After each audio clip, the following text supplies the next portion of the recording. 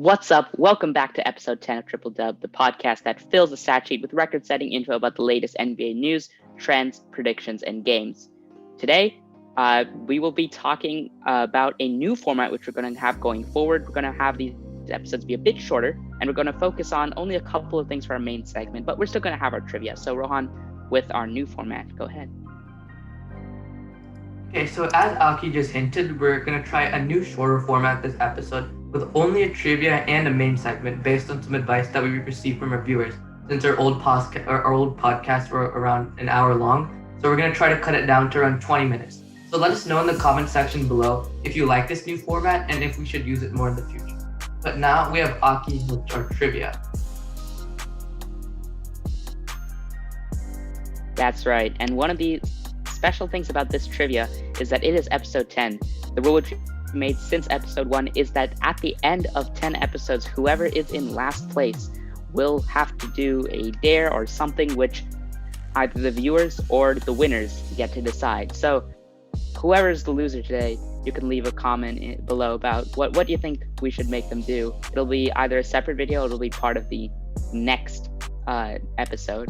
However, currently I am the host for this last episode, but I'm also safe because I have 200 points to Andrew's 80 and Rohan's 60. So this is going to be really close currently. Andy is in the driver's seat, I guess, to keep his place as safe, but Rohan could catch up with the set of 5 questions. So are you ready? All right. Question 1. Who was the last player to make the All-Star team as a rookie? A. Michael Jordan. B. Kobe Bryant. C. Anthony Davis. Or D. Blake Griffin. And Rohan with the first answer. I know 80 is really good. Might be Blake Griffin because he's also pretty young, but I just went with C, 80. That's a great guess, but unfortunately, you're incorrect. It is not Anthony Davis. Fun fact, Anthony Davis, although he was the first overall pick and had a great rookie season, did not win Rookie of the Year, and he did not make the All-Star team. In fact, it was Damian Lillard who won Rookie of the Year that season. The person who did make the All-Star team as a technical rookie was Blake Griffin. He was out the entirety of his first season, but the second season, when he came back, he was an All-Star already, which was pretty interesting because he won Rookie of the Year that year over players like John Wall and DeMarcus Cousins. So no points, but I guess, if anything, it benefits Andrew a little bit. As we move on to the second question. Which of these players has the most MVPs? A. Steve Nash. B. Shaquille O'Neal. C. Kobe Bryant. Or D. Moses Malone. And Andrew with the first response. I don't know how I feel about my answer because I know Steve Nash has 2, and I don't know how many Kobe has, but I thought just Kobe's been an overall better player, so I just put Kobe. It's one of the tragedies of the basketball world, not only his passing, but he only had 1 MVP as a player. It's crazy. Rohan, your remaining options are A. Steve Nash, B. Shaquille O'Neal, or D. Moses Malone. Man, I know Steve Nash has 2. I feel like Shaq has maybe 2 or 3. I'm not 100% sure about Moses Malone though. I don't want to put something random that I don't know about. I feel like it's Shaq because he played in the 2000s. He was probably like the best center in his prime, so I'm gonna have to go with Shaq. Final answer. Great guess, but both of you chose the only 2 players on that list with 1 MVP. In fact, Shaq had 1, Kobe had 1, Steve Nash had 2, and Moses Malone had 3. That was, he's an older player. You might not know him a lot, but he's one of the most underrated centers of all time. So the score is still 60 to 80. 3 questions left. Rohan needs to get 2 to tie, or 3 to win. If it's a tie, there will be a bonus question, and that's going to be something very exciting if it comes to that. As we move on to our third question. Rasheed Wallace has the record for most techs in an 82-game season. How many did he have? A, 24, B, 35, C, 41, or D, 56? Andy with the first response.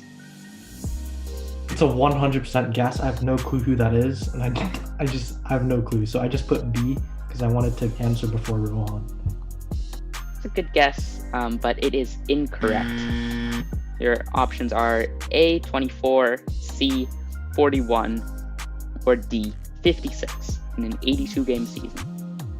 Okay, so 24 is not enough to get this infamous award. 56 is a lot.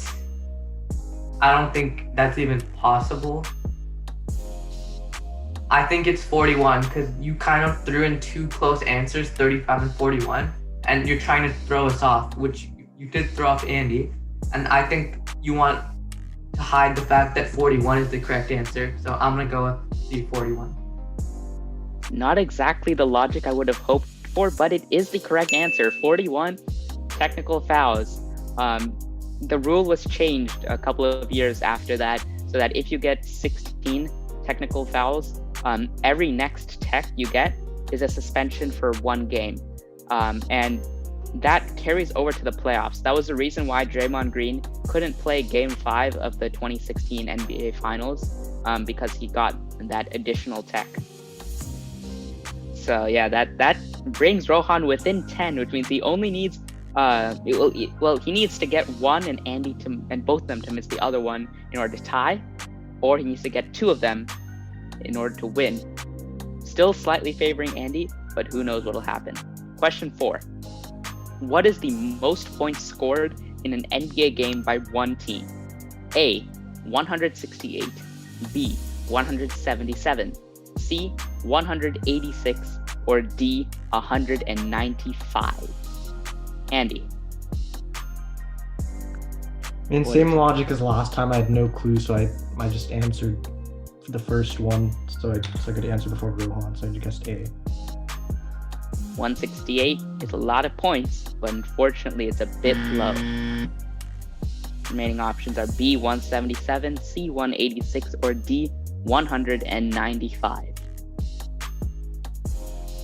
I'm not 100% sure I did pick the right decision in waiting, because now I have a 1 in 3 chance of getting it correct, I believe. Okay, and now I'm just looking at my options here. 177, 186, 195. Back in the 20th century, basketball was not as, I guess, grounded as it is nowadays. Players would just have insane scoring nights. I still feel like the answer is kind of low. I don't think it's going to go all the way up to 186 or 195. So I'm going to go with B, 177. Final answer. 177 is a lot of points, and that is the incorrect answer. It is 186 points. It was the Pistons in the 80s beating the Nuggets in triple overtime by 2, 186 to 184. In this game, Isaiah Thomas, the original one, a Hall of Famer, had 47 points. Not really known as a scorer, but he went off that game. So it comes down to the last question. Andy's ahead by 10 if he gets this, or if no one gets it, he wins and Rohan has to do the dare. If Rohan gets it, it is a tie, and it goes to the bonus question. And we go to the last question. Kind of ironic that it's a question which is not even technically about the NBA per se. When did the D League change names to the G League? When did it get sponsored by Gatorade? A, 2007, B, 2012, C, 2014, or D, 2017?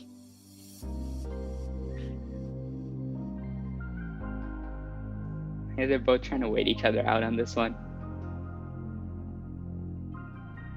Rohan with the first answer. Alright, I think it has to be fairly recent. I don't think it's as late as 2017. I don't think it's as early as 2007. I do think it's somewhere in the middle, and that's why I chose the exact year in the middle, 2012. Final answer. This could be everything. If he gets this correct, then he's going to be going on to the tiebreaker question. If he gets this incorrect, then it's all over. The D-League, the development league, has been there for a couple decades now. And it got changed to the G League when it got sponsored by Gatorade in 2017. It was 2017. And Andy comes away with a victory. Even though he didn't get any of the questions correct, he still pulls away with a 10-point victory to ensure second place. So, Rohan, valiant effort. He got one of the tough questions right, but that is going to be it for trivia for this first set of 10 episodes. I am in first place with 200, Andy in second with 80, and Rohan with 70. So leave your comments as to what you would want Rohan to do in the next episode, and we will decide what is next. Now we move on to the main segment. Yeah, I'm definitely pretty lucky to come away with, well, not a win, but a second place there. Those are definitely some difficult questions. But now we have the main segment, and we're just going to talk about the massive James Harden trade that just occurred. And we'll start with the team that received James Harden, and that is the Brooklyn Nets.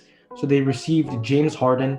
They also received a second-round pick, I believe, but they had to trade that to the Pacers as compensation for Karis LeVert's the mass they found in his kidney. And they traded Jarrett Allen and Taurean Prince and Alexander Vezenkov, who was the 57th overall pick in 2017, to the Cavs. They traded Rodion Kurucs and 3 firsts and 4 first-round pick swaps to the Rockets. And all of those are between 2021 and 2027. And then they traded Karis LeVert to the Pacers, and they also had to send them cash, I believe, for also as compensation. So overall, I know a lot of people actually really like this trade, but I personally didn't. They're completely giving up their whole future here because they're losing like 2 great young players in Jarrett Allen and Karis LeVert, and they're not getting much better on defense, which has been a major issue for them. Like on the offensive side of the ball, they were already really good, and also on offense, I'm not sure if Kyrie, Harden, and KD will all gel together very well.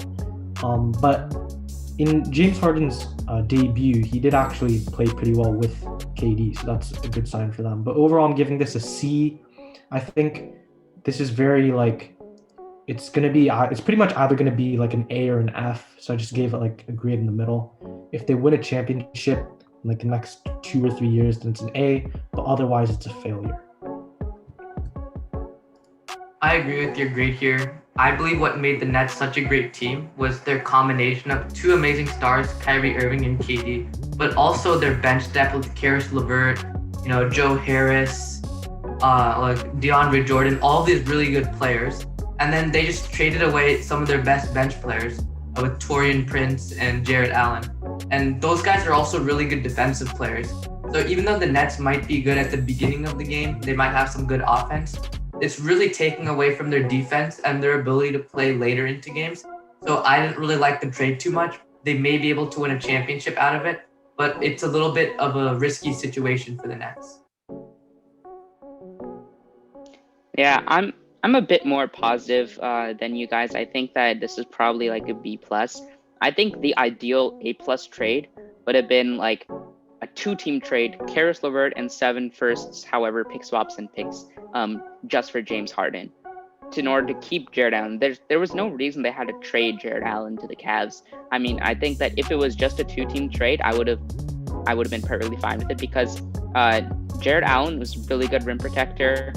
He had a lot of impact on the defensive side of the ball, and he was growing as an offensive player. I guess part of the reason is because I have no faith in DeAndre Jordan anymore. His game solely relies on athleticism, and he's lost that. But I think that this is still a really good trade, and I think people are really underselling the potential of this team. Also, on defense, Kyrie Irving is the only real defensive liability amongst those three. Kevin Durant was in the running for Defensive Player of the Year a couple of years ago, until Rudy Gobert ended up coming away with it. This was, I think, his first season as Defensive Player of the Year. Then James Harden has been a completely improved player on the defensive side of the ball. A few years ago, he was a defensive liability. Now he's average to above average, and he led the league in deflections one year. I think their defense isn't as bad as you think it is. The only issue which I have is interior defense, and when they go up against guys like Giannis and Anthony Davis, I don't know if they have an answer. And if you're putting KD on those type of guys, KD will struggle offensively. Yeah, it's really interesting to hear your takes on the Nets. But I think it's time to move on to our next team, which is the Rockets. And the Rockets received Victor Oladipo from the Pacers, Rodion Kurocs, and 3 first-round picks in 2022, 2024, and 2026.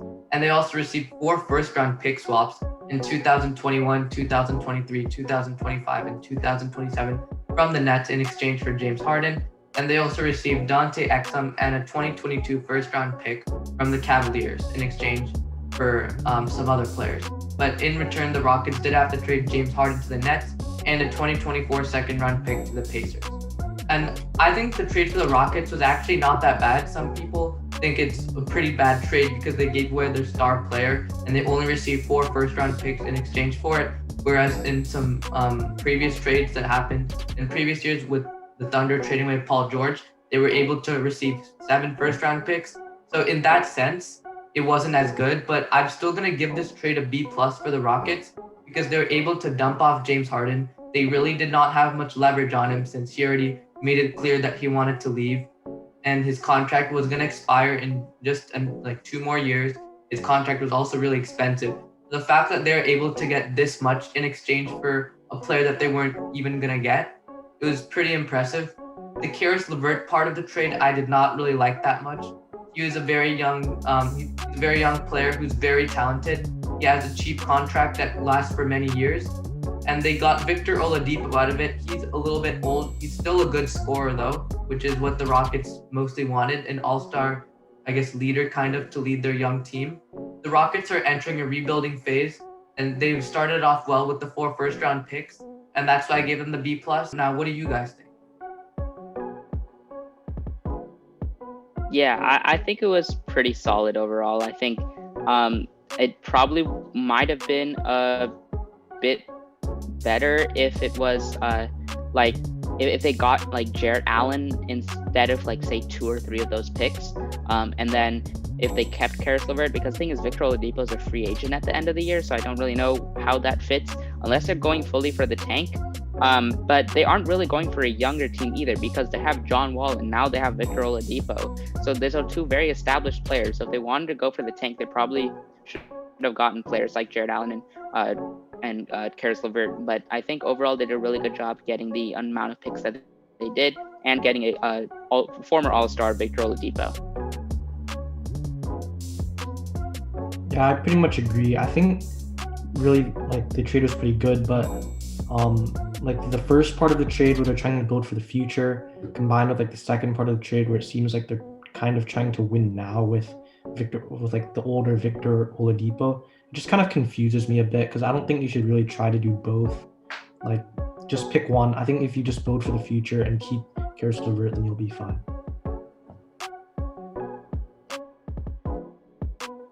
Now we move on to the other 2 teams who weren't expected in this trade, the Cavaliers and the Pacers. So if we look at each team, there's some really interesting parts about this. So the Cavs had to give up Dante Exum, a first-round pick to Houston, and they had to give a second-round pick to Indiana.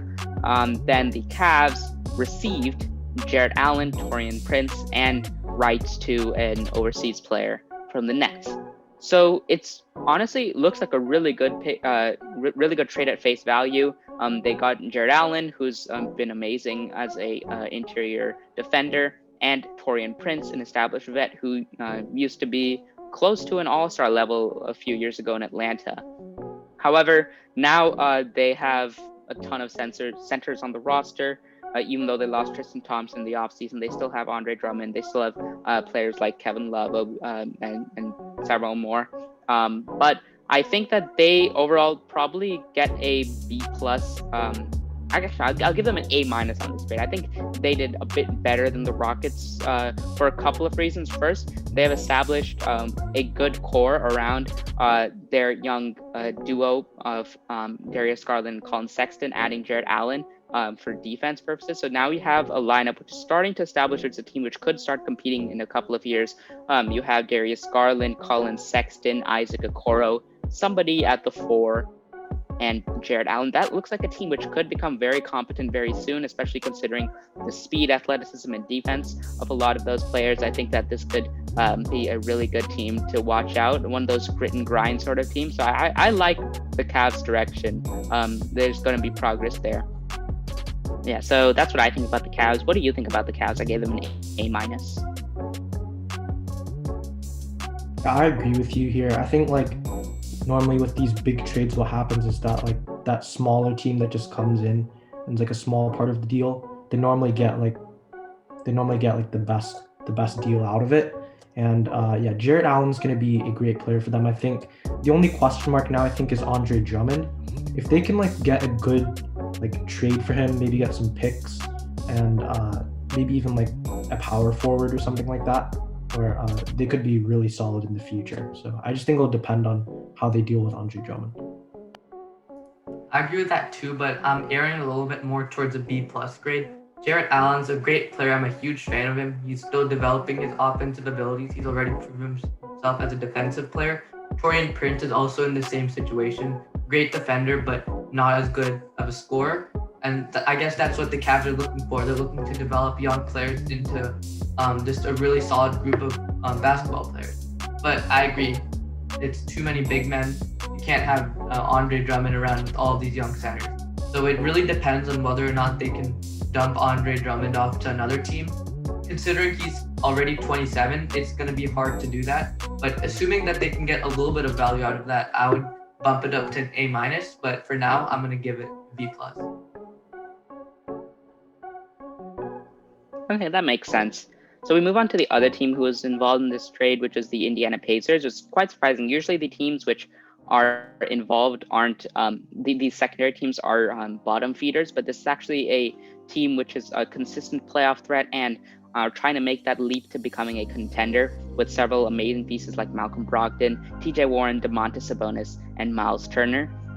They ended up getting Karis LeVert and 2 seconds from the Rockets and Cavs respectively, and they had to trade Victor Oladipo. So they get a person who, if anything, is better offensively, considering Victor Oladipo was injured and that took away a bit of his athleticism and quickness, which was critical to his game. Slightly worse defender because Victor Oladipo was a really good defender, all NBA, all defensive second team sort of defender in his prime, but they get a younger player who's cheaper and also is not a free agent for at least 3 more years, whereas Victor Oladipo is a free agent next year. Also, Victor Oladipo wasn't necessarily the happiest in Indiana as considered by the trade rumors this offseason. So assuming that Karis LeVert's health is fine and he doesn't have any serious ramification from the small mass which was in his system, I would give this trade an A plus because I think that the Pacers are the clear winners of this trade because they're a significantly better team. They have a lot more financial flexibility, and they have a really good team which can be really good for several years to come. It's not like the defense they lost was too bad because they still have Malcolm Brogdon, who's an amazing defender, and Miles Turner, who's a really good interior defender. So I think they win the trade with an A plus. I completely agree here. I think, if I'm the Pacers GM and I hear just straight up Victor Oladipo for Karis LeVert, I would do that in a heartbeat. But the fact that they would also get 2 second-round picks from that is just even more of a finesse, in my opinion. So this is definitely an A plus. Again, I'm gonna be a little bit more conservative with my grades. I'm gonna give this an A minus. Actually, I really like the fact how they were able to dump off Victor Oladipo, who already said that he wanted out this past offseason in these trade rumors. But they're able to get a player like Karis LeVert out of that, which is really impressive. But the only reason why I'm a little bit hesitant for the Pacers is because Karis LeVert is still a young player. His his health is a little bit in jeopardy with that mass. Hopefully he can recover from that. But Karis LeVert, he hasn't really proven himself too much. He had one good season. Other than that, he was averaging like 12 points per game. But Victor Oladipo is a proven all-star level player, maybe a little bit below. He's like a borderline all-star about. So it's a downgrade in talent, but if Karis LeVert can continue to develop, then I can see this becoming a really good trade for the Pacers. Definitely. I think that it's really good in the long run. I think we all want Karis LeVert to be healthy because he's such a good player. He has made a meteoric rise from the 20th pick to where he is right now. So yeah, I think overall, this is a very interesting trade. Not exactly what we were thinking. There were original rumors about James Harden going to the Nets, but that sort of died down when the rumor was that the Rockets really wanted Kyrie. But this eventually ended up happening. I think this is going to be really exciting for the year coming forward. I think the amount of stars which are coming to the East makes it a lot more balanced between the East and West right now. I still think the Western Conference is a bit better, but yeah, what are your thoughts about the Nets' chances in the future? I think it's completely dependent on just like the ability of Kyrie, KD, and James Harden to perform well together. Because with any like great trio of players, there has to be someone who's willing to take a backseat role and like be the third option. Like when you had Steph, Clay, and KD, like Clay didn't really need the ball that much, and I don't think James Harden's gonna be willing to play like a Clay role. But hopefully someone will be able to be a bit selfless and be willing to be the third option for them. I agree. I think it's really dependent on how the teamwork of the Nets comes into place. James Harden and Kyrie Irving or KD, just one of them is willing to take a little bit of a step back, then they'll be a really great tandem. But I think the trade really puts them up there with some of the other contenders. Some people weren't taking the Nets seriously because KD was injured. Kyrie has also been dealing with a lot of injuries. But this really puts them up there with the contenders like the Bucks, I guess the Lakers and the Clippers. And the Nets have a really good chance of winning the championship now. Yeah, I think the trade was good for the short term. I think so too. I mean, even though there's some defensive woes, I think there's just too much offense for a lot of these teams.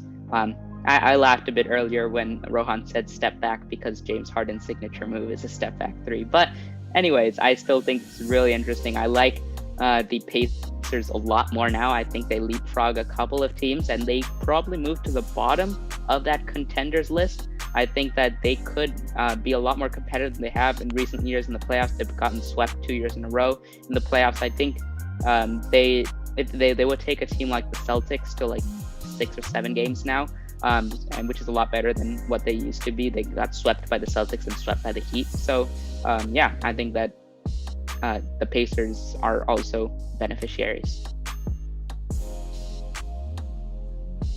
All right, that wraps it up for this episode of Triple Dub. Let us know what you think of the new shorter length. Would you like it to be long? Would you like this to stay, or do you want to go back to the old format?